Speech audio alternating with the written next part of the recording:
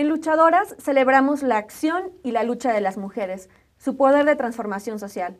Creemos que contar las historias de mujeres guerreras también tiene un poder transformador.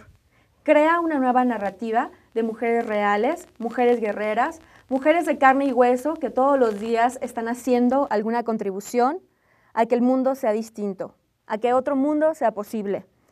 En 2014 tuvimos la oportunidad de conocer a muchas mujeres guerreras. También llegamos a nuestro programa número 100. Y a los últimos meses del año, derivado de todo el contexto de tragedia e impunidad en Ayotzinapa, la indignación se volvió masiva en nuestro país. Y en Luchadoras también empezamos a abordar algunos temas relacionados con Ayotzinapa, pero que apuntaban de manera más general al contexto de impunidad en que vivimos en nuestro país y que impacta y ha impactado la vida de las mujeres. Hoy en Luchadoras iniciamos un nuevo año, haciendo un recuento del año pasado, iniciamos una nueva etapa y estamos muy contentas de estar con ustedes y con el equipo de Rompeviento un año más iniciando. Estamos en Luchadoras, estamos por comenzar, quédense.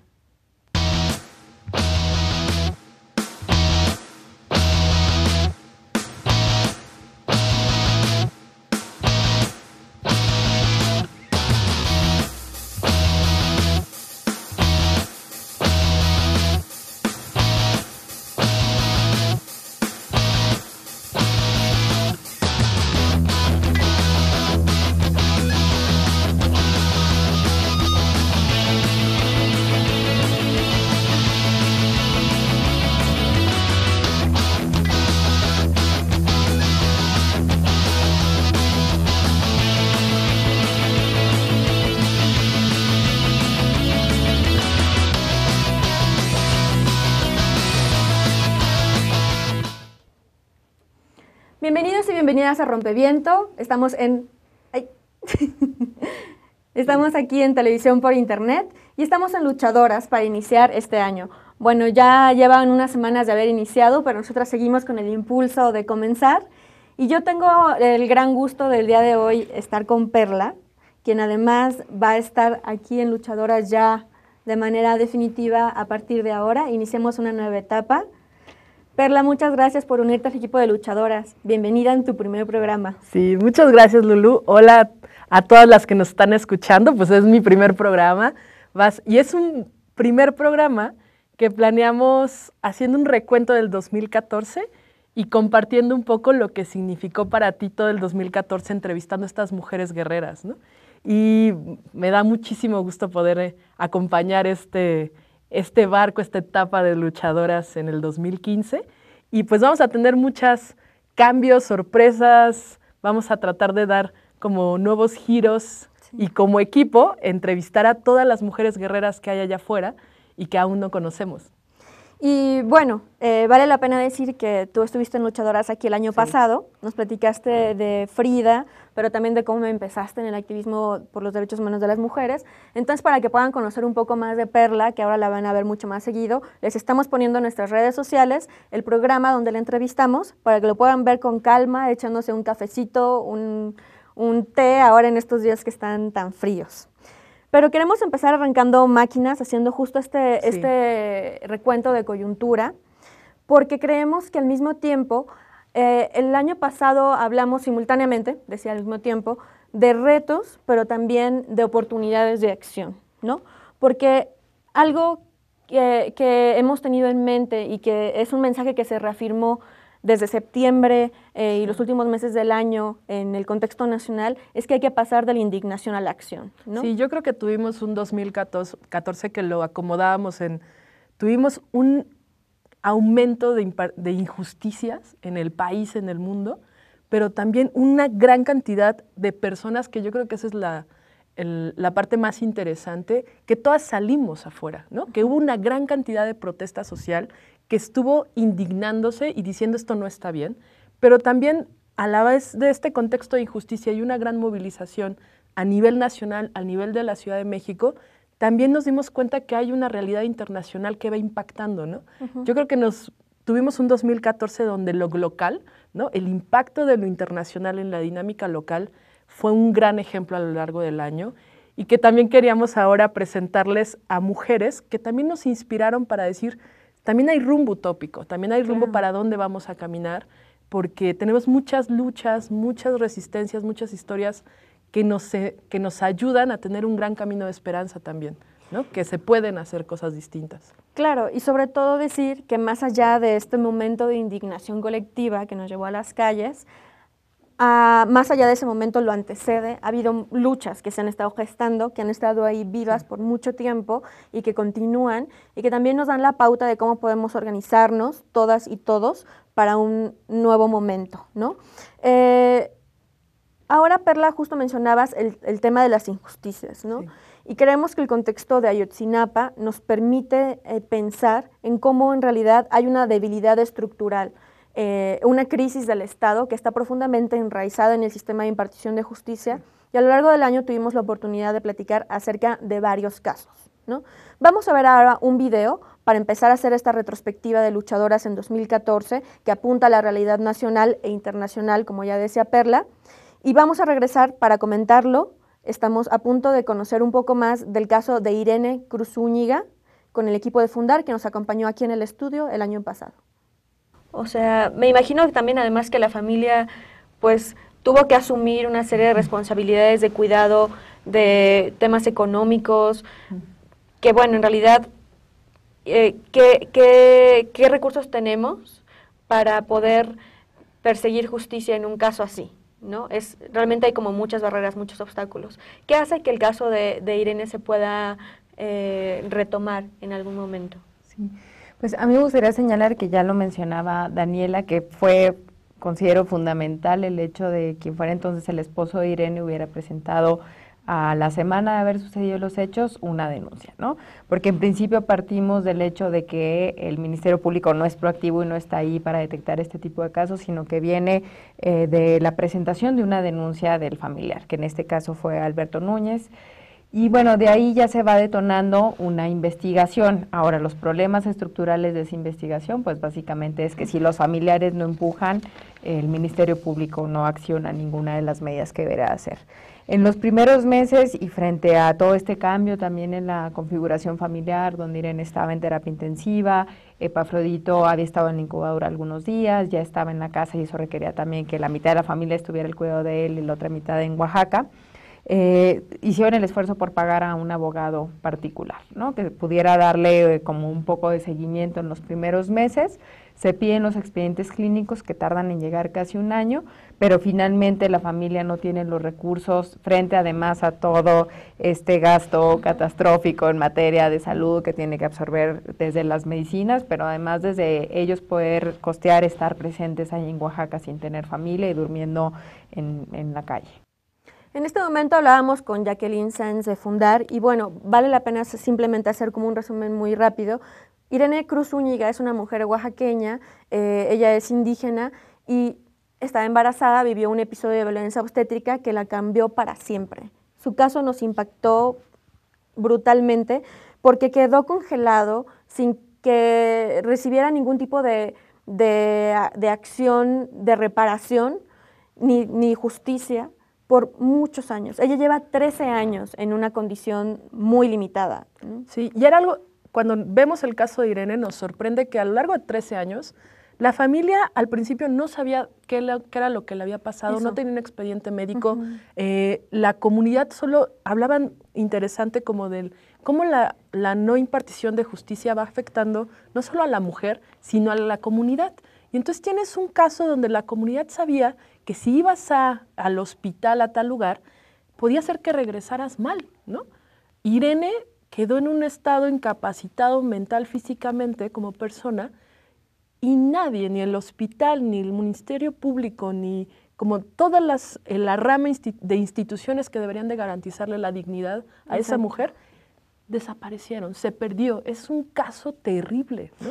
Y bueno, es ejemplar porque también la familia tuvo que asumir costos importantes, como lo han hecho estructuralmente las familias que buscan justicia en este país. Lo hemos visto en el caso de las desapariciones, lo hemos visto en el caso de feminicidio, donde hasta madres que buscan a sus hijas víctimas de feminicidio han sido asesinadas, como Marisela Escobedo. Tuvimos un programa con el Observatorio Ciudadano que también les vamos a recomendar en nuestras redes sociales ahora para que ustedes lo vean, pero apunta a otra situación que queremos destacar ahora, a la situación en particular de Betina. Ella es una defensora, ella es de Oaxaca también, de la región del Istmo, y vamos a ver ahora un video de nuestra entrevista con ella, donde ella nos platica el caso que ella está manejando y cómo ha sido víctima de acoso por tratar de buscar justicia en este país. Vamos a verla. O sea, los pueblos indígenas en el Istmo hemos estado buscando diferentes formas de lucha, desde la organización hasta acciones directas, y hemos llegado a algunas instancias internacionales para poder exigir nuestro derecho. Entonces, pero todo eso ha costado de que haya una persecución. Hemos llegado hasta las instancias también nacionales como amparos, hemos metido amparos, denuncias, demandas agrarias, en los tribunales agrarios. O sea, hemos hecho... Agotado recursos, todos los recursos. También mandamos ya una queja a Comisión Interamericana, a las Naciones Unidas, con el relator Anaya. Ha habido intercambio de cartas con gobierno mexicano y entre la Asamblea y todo.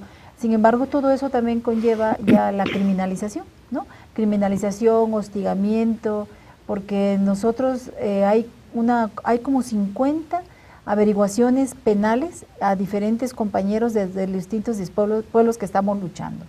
Yo tengo mi proceso, hay 2 compañeros en la cárcel, ha habido enfrentamientos así con la policía estatal y comunidades indígenas en la defensa del territorio, todo eso ha pasado.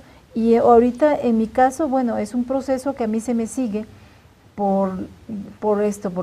contra el consumo y la riqueza nacional, es uno de los delitos que a mí me están achacando, y también privación ilegal de la libertad.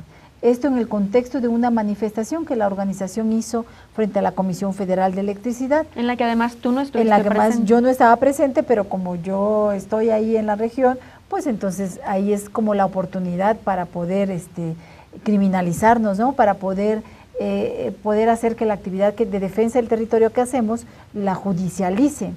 Entonces, a mí en este momento me apresaron en el 2012, salí bajo fianza, tengo 2 años y medio firmando en el Juzgado Sexto de Distrito, y este es el momento en el que el juez tiene que...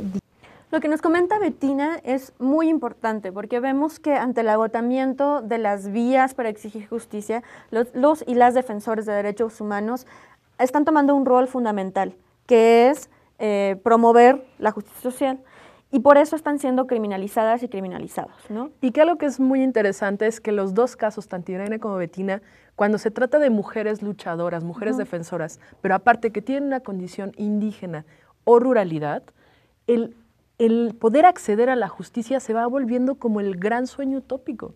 Y por más de que todas en realidad las defensoras estamos buscando como una exigencia a la justicia, en realidad tendría que ser un derecho, ¿no? Claro. Y lo que estamos dándonos cuenta es que eso no ocurre, ¿no? Y que las mujeres en condiciones de ruralidad o con una definición indígena, identitaria y otras categorías se ponen en más riesgo frente a este contexto de poca justicia y legalidad que tenemos en el país, y mucho más en el último año, ¿no? No se vayan, vamos a ir a un corte.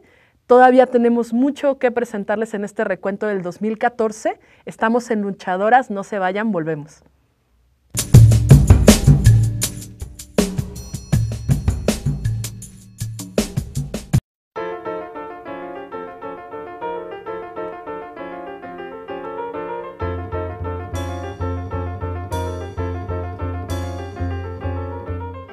Pues algunos no informan tal como debe de ser y otros pues sí.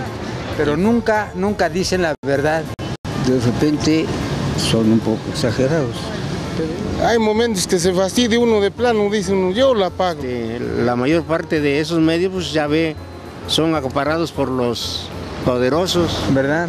Nos dan a entender una fantasía que no es cierta. Cuales esconden muchas cosas. Nada más dicen lo que le conviene a la prensa, ¿no?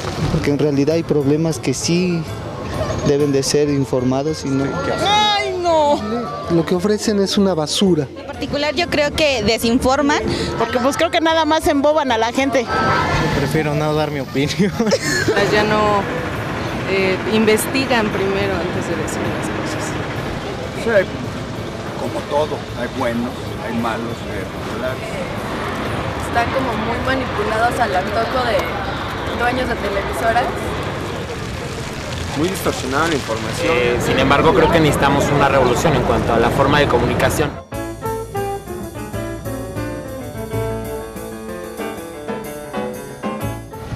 El rompeviento.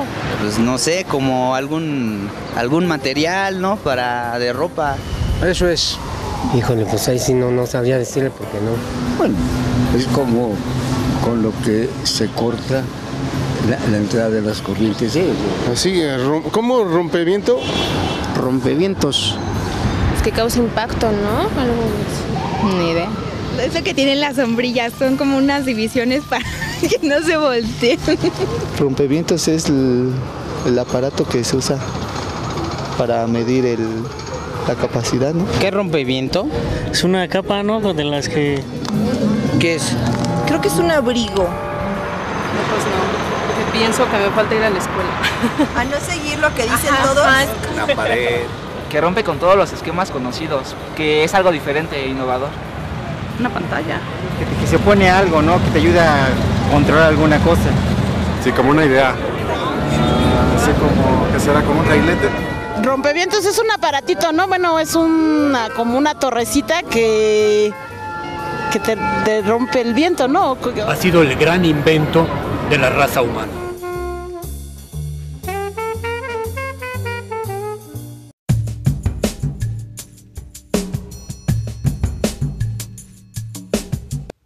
Estamos de regreso en Luchadoras y bueno, como les hemos platicado, a partir de ahora vamos a estar aquí acompañándolas Perla y yo, Lulu Barrera, y estamos haciendo un recuento del año pasado para poder perfilar las perspectivas para este año que inicia.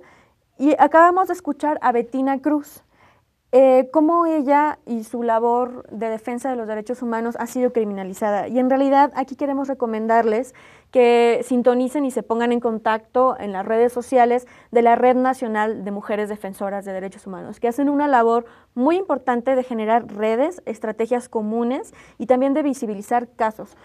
Decía Perla que la violencia que se comete contra mujeres que tienen una condición indígena o de ruralidad es particular. Y también la Red Nacional ha logrado colocar muy bien el punto a través de sus diagnósticos, sus informes, cómo en sí la violencia contra mujeres defensoras por el hecho de ser mujeres tiene características particulares, ¿no? Sí, y algo que acotaba Bettina es cuando estas defensoras están en la defensa, por ejemplo, del territorio, que tiene que ver con estarse peleando con intereses de transnacionales, claro, o de empresas totalmente económicos, hace que marginen a la defensora en su causa, en su lucha, y se vuelve un proceso sistemático y estructural que una primer labor de nosotras, de luchadoras, es poder hacer visible esa lucha y esa causa, ¿no?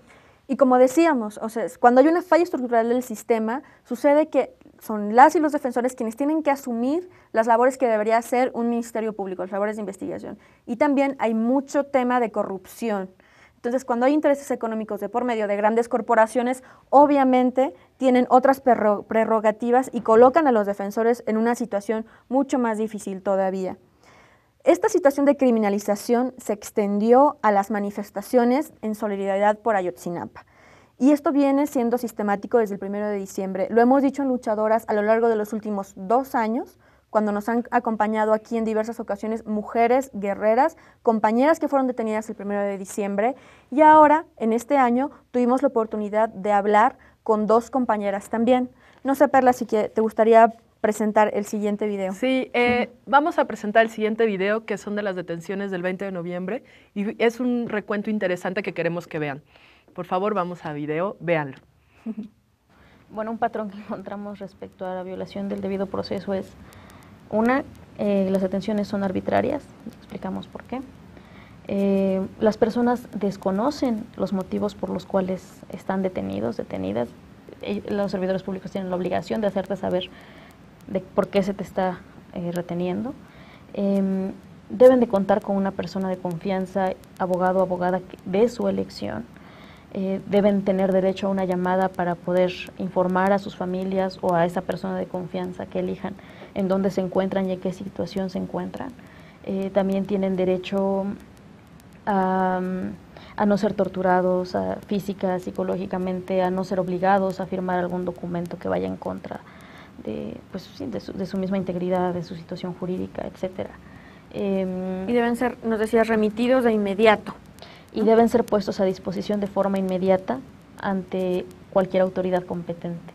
Por ejemplo, en el caso de los detenidos en GAM 4, inclusive ellos son trasladados sin que exista una consignación de por medio, sin que exista, es decir, un documento que señale específicamente cuáles son los cargos y por qué se les está trasladando a un juzgado, ¿no? Y la incomunicación tiene que ver con que no puedas comunicarte con personas de confianza, que estés aislado, que no se sepa en dónde te encuentras, ¿no? Y que estés puesto, estás en algún lugar, algún ministerio público, un juzgado, alguna casa de seguridad, alguna cárcel clandestina, ¿no? Sin que exista una justificación legal de por medio y que además no puedas tener acceso a, pues sí, a la comunicación, ¿no?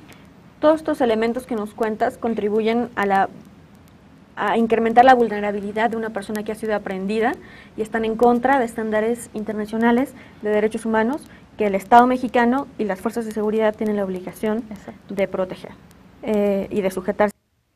Como vimos, el del 2014 tuvimos un aumento terrible de detenciones arbitrarias frente a la protesta social.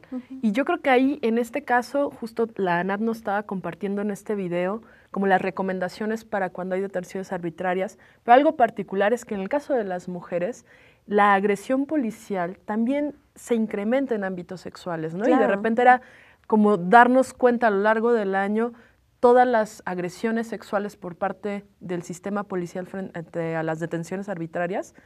Fue lamentable, yo creo, ¿no? Y bueno, es algo que se ha registrado, por ejemplo, desde Atenco, ¿no? Sí. Desde antes, y ya ha habido recomendaciones internacionales respecto a esto.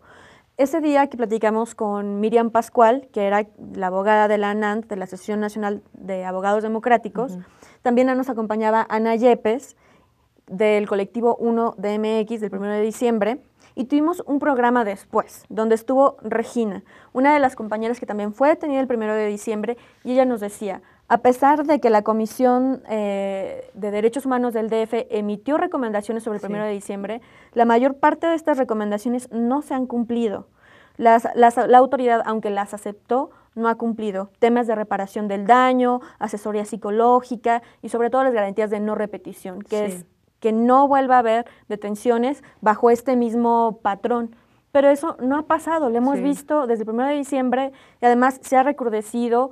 Ahora los compañeros del 20 de noviembre los remitieron de manera inmediata y con faltas al debido proceso a penales de máxima seguridad. Sí, absurdo. Algo que fue muy fuerte también que nos comentaban aquí en el programa era el protocolo de atención de los policías, ¿no? Que todo el protocolo de atención en el caso de la Ciudad de México estaba totalmente estigmatizando en un sentido de criminalizar a las personas jóvenes principalmente con ciertos aspectos, ¿no?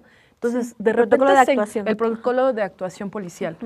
Pero algo que también me parece interesante es que en el 2014 la Ciudad de México entendimos la realidad del país, porque lo que había estado pasando en los estados es que las detenciones arbitrarias era algo de todos los días frente a la manifestación pública en varios estados. El caso de Puebla, por ejemplo, frente a el uso de balas de goma, etcétera. Y como que la ciudad estamos entendiendo que estamos viviendo en un país con una criminalización a la protesta estructural, ¿no? Y es algo que se extendió a todo el país. Como decíamos, Ayotzinapa, como se decía en los medios, fueron las 43 gotas que derramaron el vaso, ¿no? Porque todos y todas estamos entendiendo que esta situación particular comunica profundamente con todo lo que está pasando en el país. Es algo sistemático y no es un caso aislado. Ese ha sido el mensaje de muchas organizaciones. No son casos aislados. En Luchadoras también tuvimos la oportunidad de platicar con Jody Williams, que ella es activista, Premio Nobel de la Paz, y estuvo aquí en México en el contexto de Ayotzinapa. Ella se unió a alguna de las marchas y estuvo aquí en el programa, en esa visita que hizo, para ayudarnos a reflexionar acerca de qué sigue, ¿no? ¿Para dónde vamos? Vamos a ver ahora un fragmentito de esa charla que le estamos poniendo en su totalidad en nuestras redes sociales para que la puedan ver, porque nos ayuda a pensar en qué sigue. En este contexto de lo que sucede políticamente, pero también de esta gran indignación que hay marchas en México, en diferentes lugares del país y en diferentes lugares del mundo. Y hay una rabia y hay también un sentimiento de frustración. ¿Cómo poder enfrentarlo? Tú has trabajado con procesos de paz, con mujeres que han sido víctimas de violencia sexual en contextos también de conflicto armado. ¿Cómo no dejar que esas emociones, que esa profunda frustración y tristeza que te puede llevar hasta el llanto después de escuchar, por ejemplo, a los padres, cómo lograr que se transforme en acción, recuperarlo de manera positiva, constructiva? No es nada mágico. Los que son jefes o líderes de las ONG, sindicatos, lo que sea, deben de sentarse a platicar sobre los cambios del sistema entero, ¿no? Quieren ver. Y luego tienen que hacer un plan de corto plazo, mediano y largo de acción que van a implementar para empezar a empujar para que vean cambios de veras. Vimos aquí con Jody cuáles eran algunas de las posibilidades para seguir, ¿no? La indignación está maravillosa, está increíble salir a las calles, nutrir las marchas, mandar el mensaje simbólico que se tiene que salir estando ahí físicamente, acuerpándonos en las calles. ¿Pero qué sigue? Sí, y yo creo que la invitación de Jody es, la sociedad civil tenemos que sentarnos y construir alianzas y construir una agenda común en este contexto. Porque justo de repente siempre hay una discusión de, sales a marchar y eso para qué sirve, ¿no? O sea, sí voy, marcho, y tuvimos en la Ciudad de México el ejemplo de marchas que fueron históricas, ¿no? Cada semana todos estábamos marchando, pero lo que nos invita a Jody Williams es decir, la movilización es una parte, hacemos visible, nos acuerpamos, como decías, pero por otro lado, también tenemos que sentarnos a construir los rumbos políticos que necesitamos en el país y necesitamos en otras partes del mundo, que es otra de las cosas que también queríamos hablar. Cómo el impacto internacional de en Europa, en Egipto, en todos los procesos árabes, África, también nos están enseñando qué impacto tenemos en la realidad y el contexto político actual. Es momento de pensar qué sigue, revisar, acercarnos a esas luchas, ver estrategias, hacer planes conjuntos y decidir cuál es el rumbo que vamos a tomar a partir de ahora. Sí. Vamos a hacer un corte y regresamos porque también ha habido algunas pistas sobre esto aquí en el programa. Estamos haciendo un recuento de luchadoras en 2014. No se vayan.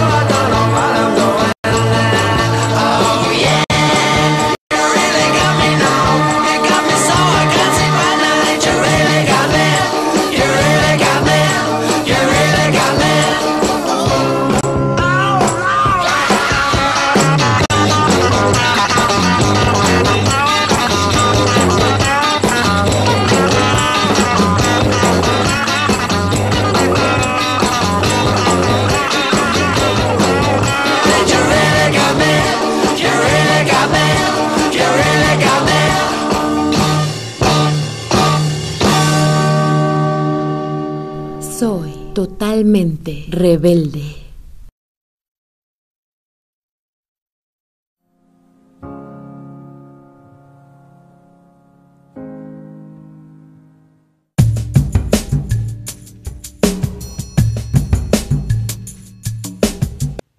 Estamos de regreso en Luchadoras, aquí ya entramos en calor, estamos haciendo un recuento de 2014 con Perla, que se une al equipo de Luchadoras a partir de ahora. Y bueno, con esta entrada maravillosa que nos preparó Rompeviento, con este comercial irreverente, donde vemos justo a mujeres que estuvieron movilizándose en las marchas en solidaridad con Ayotzinapa el año pasado. El año pasado, la Ciudad de México nos dedicamos a marchar. Salimos a las calles 1 o 2 veces por semana con marchas históricas y también con una reacción de este gobierno de izquierda que no era de izquierda, ¿no? Que básicamente se dedicó a reprimir cada manifestación en formas que era inimaginable en otros momentos de esta ciudad, pero que también nos reflejan que en otros estados y que en otros lugares y en otros países también la criminalización se ha vuelto estructural e institucionalizada, ¿no? Y bueno, han habido, como ya decíamos, apuntando el ojo hacia el rumbo posible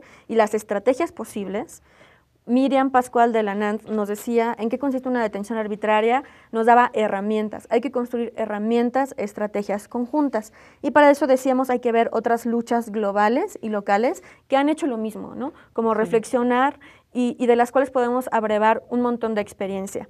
En Luchadoras platicamos a principios del año pasado con Sally Sami, una activista egipcia que vivió durante los 18 días de revolución ahí en la Plaza Tahrir, y nos decía qué pasó después, ¿no? Cuando cae Mubarak, ¿qué pasó? Se conforman algunos partidos políticos, ella tuvo un rol importante en ese momento, fue muy interesante platicar con ella, les vamos a compartir el video también, y ahora vamos a ver un fragmento de un video de otro momento o otro acontecer internacional que nos impactó, que fue el ataque a la Franja de Gaza a mitad del año, y en esta ocasión pudimos hablar con varias activistas en diferentes lugares del mundo que nos ayudaron a comprender este fenómeno. Y vamos a escuchar, lo comentamos con más detenimiento después, a Sahar Emebardi, una mujer israelí joven que ha sido objetora de conciencia, es decir, se ha negado a enlistarse en el ejército y por eso ha vivido varias veces en reclusión. Ella nos dice cuál es su perspectiva para superar el conflicto Israel-Palestina que existe actualmente. Vamos a escucharla. Well, I'll start by saying that I think that for me as an Israeli, many time I get from international community people saying, you know, where are the voices of the good Israelis? Or we want to interview an Israeli that's against the war, and kind of just to show that that voice exists. And although it's important to show that voice exists, that dichotomy very much fits into these same ideas that you have to pick a side, that you're good or bad, that you're pro-Israel or pro-Palestine, which is just not useful. Among other things, because if we talk about pro-Israel, pro-Palestine, it always seems ridiculous to me, because assuming that we know that the Jewish population here is not going to disappear and that the Palestinian population here is not going to disappear, then this discourse doesn't mean anything. You have to be pro-both if you're pro-anyone, in many ways. But for me, more than that, it's important to understand, again, the systems that make Israelis make the choices that they make. Because it's very easy to criticize.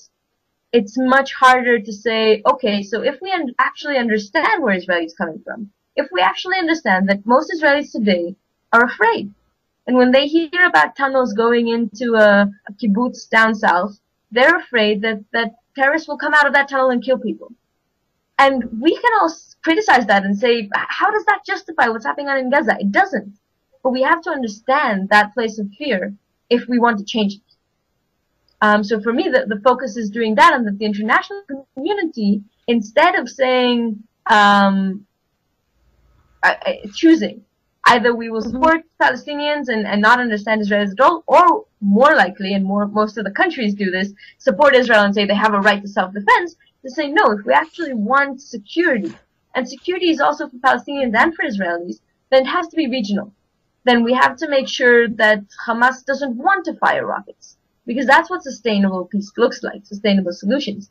And in order to do that, we can't continue allowing Israel to bomb Gaza. We know it's not going to bring security.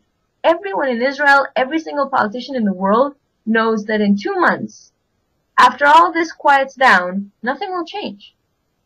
And in a year or two, Hamas will build the same tunnels that they have now. They'll have the same number of rockets. And 2 years from now, Israel will again bomb Gaza and kill another 1,500 people. It's ridiculous that we all know this. We all said this in Operation Cast Lead. And then we had that 2 years later in 2012 and 2 years later in 2014. We all know it's not sustainable. And we keep playing this game. So what we need the international community, instead of choosing sides or whatever, is to come in and say, in order for everyone to have your security, Israel, which is the strong power, needs to be held accountable. And it's not being held accountable. And I mean, the US is on one hand saying, please have a ceasefire, and at the same time giving weapons to Israel. Absolutely. It's ridiculous. And so in order to try to encourage peaceful solutions, you have to stop encouraging military ones, which means you have to stop funding military ones, which means you have to stop buying Israeli weapons.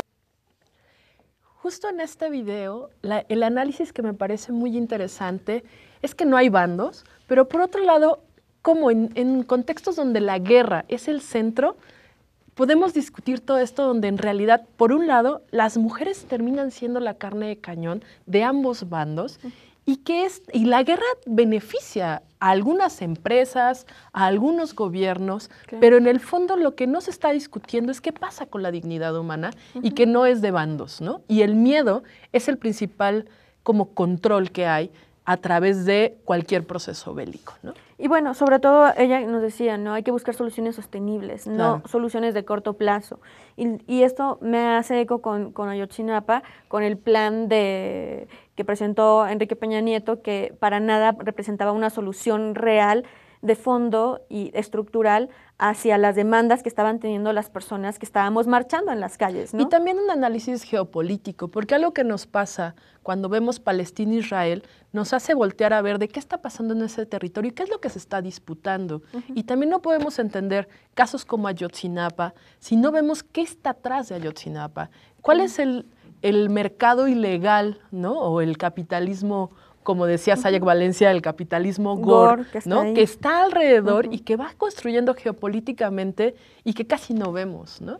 Y bueno, en este contexto es súper interesante, tenemos que ya irnos al siguiente recuento, pero nos ayuda a pensar, las palabras de Sahar nos ayudan a pensar lo que está pasando ahora en Francia también, ¿no? Esperamos dedicar pronto una sesión específicamente a lo que está sucediendo en París y a esta nueva ola de islamofobia que podría desatarse, ¿no? Sí, y para mí eso tiene que ver con hablar del colonialismo. Totalmente. Y el colonialismo, tuvimos muchos programas alrededor del 2014 al respecto, pero creo que para mí uno que fue muy interesante es hacer este recuento zapatista, ¿no? Las zapatistas nos han enseñado a lo largo de muchos años que se puede transformar y que se puede hacer evidente el colonialismo, no solo histórico, sino el que vivimos hoy día, ¿no? Claro. Y entonces queremos presentarles este video de un recuento del movimiento zapatista y de la historia de las mujeres. Vamos a verlo. Venerar demasiado y colocar en un tipo de... Es perfecto, ¿no? Sí, y entonces eso sería justo Lo que no quiere. romper con algo que ha sido fundamental. Cuando yo me acerco a la propuesta zapatista, cuando hace 20 años, fue porque justo estaban rompiendo con esta noción de la vanguardia, ¿no? Y me parece que eso es fundamental, no olvidar que no hay una vanguardia y no hay una receta a seguir, no es claro. el camino que tenemos que caminar, sino que es un ejemplo y que encontramos pedacitos de todo lo que he estado compartiendo ahorita en muchos espacios del país. Y más bien creo que la tarea que tenemos por delante es cuál es nuestra contribución a estos pedacitos que existen y qué es lo que tenemos que hacer para hacer que se vaya tejiendo nuevamente, ¿no? En un contexto de violencia y de fragmentación social. Entonces, Las zapatistas nos han enseñado a lo largo de la historia que justo, primero, que las mujeres no somos como la vanguardia, ¿no? O sea, vamos construyendo ejemplos a partir de procesos de resistencia y que no es que sean buenos o malos, como justo nos comentaban en este contexto de Palestina-Israel, ¿no? Sino que tenemos muchos ejemplos y que la mirada crítica siempre debe estar puesta en ello. Y otro, me parece que análisis interesante de las zapatistas es el intercambio generacional. Cómo compartir entre distintas generaciones nos va a permitir tener un rumbo crítico, un recuento histórico, un análisis geopolítico, que nos da más mirada de dónde estamos paradas, ¿no? Y son esas experiencias de compartición que ha tratado de promover un montón el zapatismo, a través primero de los encuentros intergalácticos, el encuentro de mujeres zapatistas en 2007, 2008 y ahora con la escuelita, ¿no? La idea es, no hay recetas, y lo que se nos vende como recetas o como el progreso o estos conceptos como totales y totalitarios que pueden ser impositivos, no lo son en realidad, ¿no? Escuchemos, conozcamos de estos otros mundos para crear nuestras propias fórmulas, ¿no? Y ensayarlas en la práctica, que es algo que han hecho los zapatistas, ¿no? Y las zapatistas, sobre todo. Sí. Vamos a hacer un corte, estamos ya en la recta final de Luchadoras, estamos haciendo un recuento 2014, sobre todo proyectando cuáles son nuestras estrategias y nuestras ideas para inspirar un 2015 lleno de acción, producto de la indignación.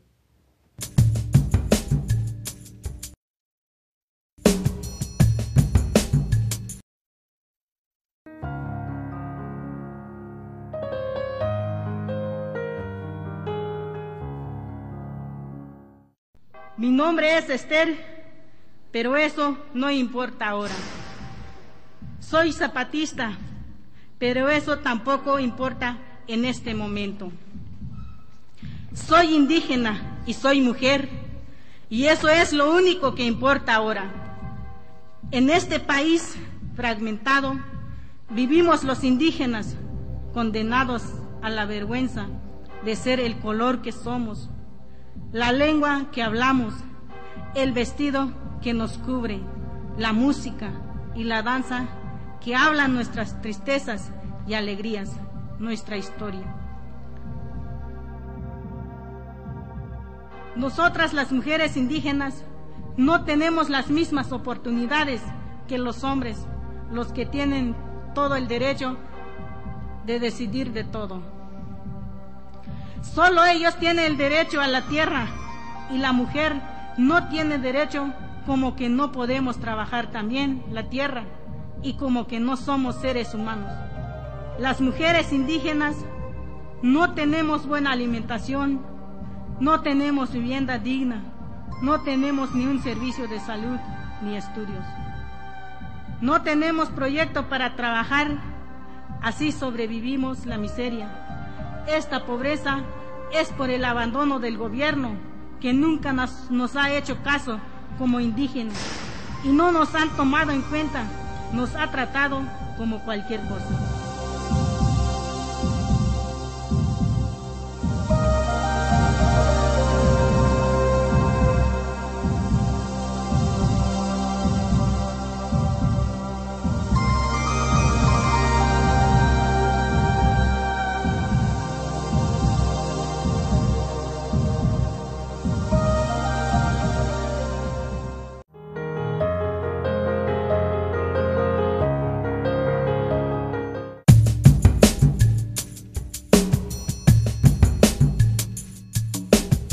Estamos de regreso en Luchadoras y ya nos estamos acercando al cierre de reflexión acerca de lo que hubo aquí en el programa en 2014.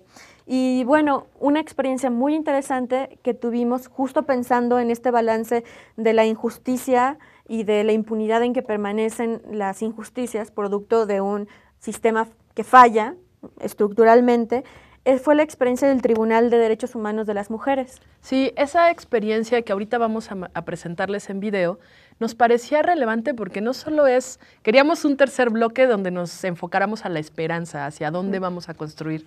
Y este video nos explica cómo podemos primero compartir experiencias en otras partes del mundo y retomarlas en México desde un aporte de la ciudadanía, identificar cómo las mujeres, los hombres que están luchando día a día pueden también ser copartícipes y directamente hacer un ejercicio de justicia y de reparación del daño históricamente. Entonces, les queremos presentar, por favor, vean este video sobre el Tribunal de Conciencia.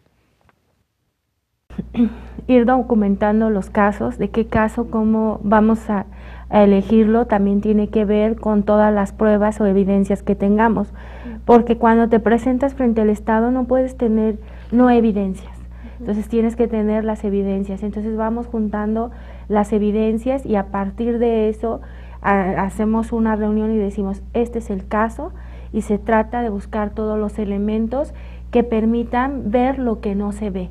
Entonces, en el caso que llevamos de Ernestina Asensio, pues platicamos mucho con la organización que llevó, una de las organizaciones que llevó el caso, con una compañera, Montserrat Cepagua, que es náhuatl, y que empezamos a revisar el caso como si fuera un rompecabezas, qué es lo que se dijo, cómo se dijo, cuáles fueron las notas de prensa, y todo el seguimiento que se tenía que llevar. A partir de eso, empezar a darle a las que van a ser a las juezas, darles toda la documentación y todas las pistas, y también nuestras valoraciones que hacemos cuando estamos documentando el caso. Por ejemplo, si Ernestina Asensio no tuvo una traductora, tuvo un traductor. Entonces nosotros platicábamos, en la lengua náhuatl, cuando tú estás traduciendo que alguien te violó, no existe esa palabra de me violó. Lo que tú dices es me agarró. Entonces cuando estás frente al MP haciendo la declaración, la persona que tradujo decía es que la agarró. Entonces el juez lo que dice, la agarró, pero no la violó. Y en cambio en náhuatl la palabra es me agarró, me violó. Pero claro que como no es, hay una diferencia cuando estás traduciendo. Ese es el primer error que empiezas a encontrar después de una serie de cuestiones de debido proceso que no existen. Entonces, todas esas cosas que vas viendo le va permitiendo a la que va a ser nuestra juez darle nuestras valoraciones. Entonces, ella empieza a calificar tal derecho se violó, se va a tomar tanto nuestra Constitución como instrumentos internacionales, la CEDAW. En el caso de pueblos indígenas tenemos el 169, la propia declaración y otros documentos que también regionales de la OEA podrían servirnos. Entonces todos esos documentos se los vas dando a la juez y ella va haciendo toda la construcción del caso y empieza también aquí. La ventaja es que intercambiamos también nuestras ideas de cómo nosotras documentamos el caso y cómo la jueza lo va viendo. Esto ayuda a la par a encontrar las soluciones, las propuestas de recomendaciones. Una vez que se termina eso, también le explicamos a la jueza y nosotras mismas cómo va a ser la dinámica en el lugar, lo que explicaba hace rato Emma, de cómo nosotras vamos a vernos en el tribunal. Entonces nos organizamos desde quién va a ser la moderadora, que va a estar con la jueza, desde todo el tema de logística, de compañeras que ven sillas, mesas y todo esto, las compañeras que están en redes sociales, cómo van a ir subiendo informaciones, pero también se habla de informaciones que no vamos a subir porque justamente también a veces son casos que están en el momento y que podríamos entorpecer alguna investigación o, por ejemplo, en el caso de desaparición forzada, que es muy fuerte, a veces no puedes dar los nombres de las personas y esto nosotros lo vemos desde antes, porque son medidas de seguridad tanto para las personas que asisten y también para nosotras, porque eso nos permite desde prepararnos de decir, este caso no se pueden tomar fotografías. ¿Por qué? Porque no queremos que haya otra Marisela Escobedo y no queremos que ocurra eso.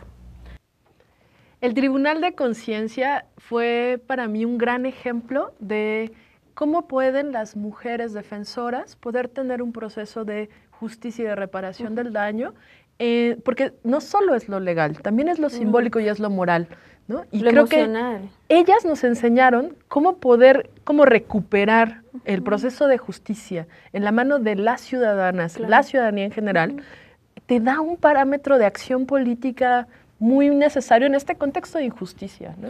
Sana y trata de recuperar todo lo que no se recupera en los procesos formales, que se quedan truncos, ya lo decíamos, ¿no? Fallidos, interrumpidos.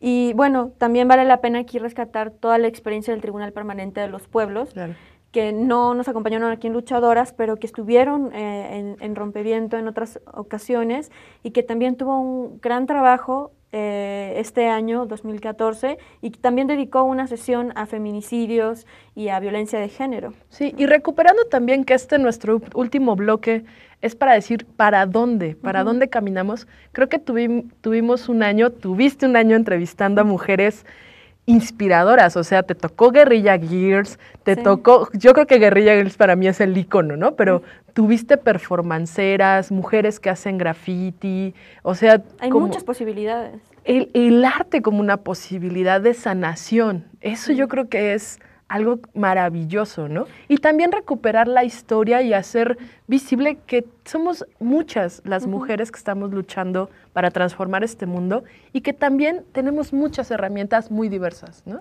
Justo ahora que mencionabas a Guerrilla Girls, una de las últimas preguntas es ¿qué hacemos? ¿No? Yo les decía, tomamos una máscara de chango y hacemos otra revolución, y yo les decía, no, o sea, una máscara de chango, lo que sea, toma lo que sea y emprende algo por lo que crees, pero toma acción, ¿no? Y este tema de reconstruir la historia o de rehacerla, de volverla a narrar desde otra perspectiva, es algo que también nos prepara el terreno perfecto para hablar de cuando vino María Acha Kuchner. Ella es una ilustradora y ella tiene una serie padrísima que se llama Indignadas. Ella toma algunos fragmentos de mujeres que aparecen en la prensa durante manifestaciones y los reinterpreta. Ella es ilustradora. Y bueno, tiene unas series muy bonitas y durante la entrevista con ella nos dijo algo muy padre acerca de que la historia se construye todos los días, saliendo a las calles y a través de otras acciones. Vamos a escuchar lo que ella nos dijo. Por una necesidad de visibilizar el papel de la mujer en las protestas públicas, ¿no? Independientemente de que estén luchando por sus derechos o no, porque las mujeres siempre han estado luchando codo a codo con los hombres, siempre, toda la vida, han salido a la calle con ellos por intentar, digamos, contribuir a mejorar este mundo, ¿no?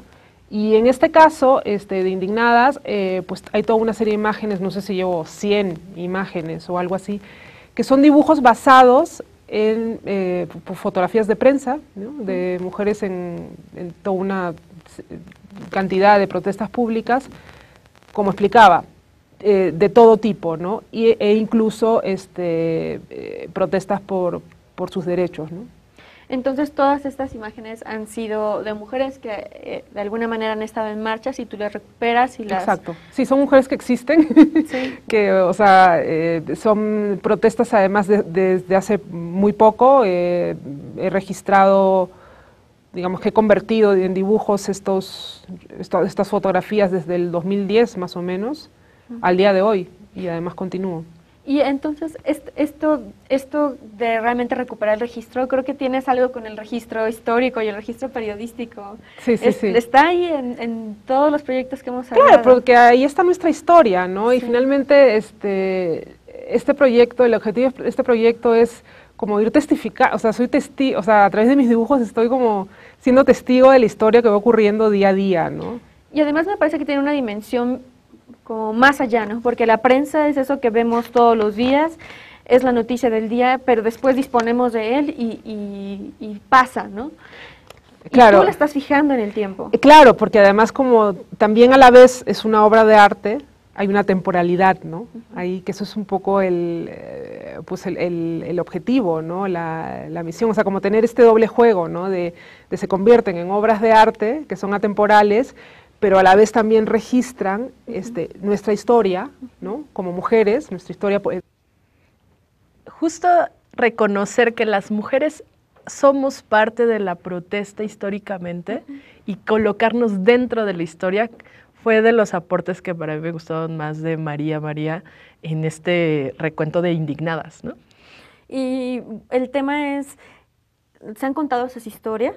Ella tiene otro proyecto donde rescata fotografías antiguas, donde las mujeres están en un segundo plano o algo así, y ella las pone en el primer plano. Claro. Entonces, eso es un poco también luchadoras, ¿no? Contar las historias de las mujeres como protagonistas, porque lo son, y no lo son ahora, y no lo son desde 2 años, lo son desde siempre, pero la historia la han escrito otras personas. Nuestra historia no ha sido contada necesariamente siempre, ¿no? Y tomar los medios, tomar la prensa, tomar la palabra, tomar la acción y tomar la lucha es también otra forma de contar nuestra historia y de hacerla visible, que sea reconocible, ¿no? Sí, yo creo que tuvimos el gran ejercicio, ahora que te voy a acompañar, pero que tuviste todo el 2014, poner a las mujeres en su propia voz la historia, ¿no? Y que en primera persona digamos qué estamos haciendo, qué estamos cambiando, qué estamos aportando en este mundo para que tengamos un mundo más digno, con mayor felicidad, con mayor placer, y no solo este contexto de tanta injusticia y de poca dignidad, ¿no? Y que es algo que también pasa con los jóvenes y las jóvenes, que tú lo has trabajado desde Frida y desde Ligia, por ejemplo. No hablar de las y los jóvenes desde la adultez, ¿no? Sino que ellas y ellos sean quienes instrumentan sus iniciativas, quienes dirigen esas organizaciones, quienes toman sus decisiones, quienes dicen qué es lo que necesitan. No hablar por nadie, ¿no? Sí. No ser la voz de nadie. Sino dejar que las mujeres en su vivencia, en su propio proceso, puedan venir y frente a ustedes nos puedan compartir sus historias, su resistencia, sus aportes. Creo que es algo que vamos a seguir haciendo ahora juntas en este 2015, que esperemos que sea un gran año de movilidad, participación y de construir ejemplos, ¿no? Como nos decían las zapatistas. Y realidades, ¿no? Sí. Entonces, bueno, prácticamente estamos llegando al final de esta emisión. Pero no vamos a ir sin antes, me toca a mí ahora hacerte la reacción a palabras, ¿no? El juego de palabras. El juego de palabras. Bueno. Que por 2 años casi lo has yo. hecho a todas las otras luchadoras y las has puesto nerviosas. Ahora yo estoy muy nerviosa. Ahora tú estás nerviosa y yo te voy a decir las palabras. Entonces, ¿qué me dices si te digo orgasmo? Placer. Indignación. Acción. Amor. Infinito. Esperanza. Motor. Zapatistas. Inspiración. Irreverente. Un deber. Indignada. Así estamos. Trabajo. Pasión. 2014. Mucha fuerza y consolidación. Javier. Ay, Javier es un compañero de lucha enorme. 2015. Pues muchos sueños, muchas expectativas y colectividad, construcción conjunta. Y bueno, vamos a arrancar ese 2015 ahora con este recuento y con el gusto de iniciar una nueva etapa juntas, ¿no? Pues muchas gracias, Perla. Gracias por unirte, por la energía que traes, por esta posibilidad de construir en colectivo. Estoy muy contenta de que estés aquí.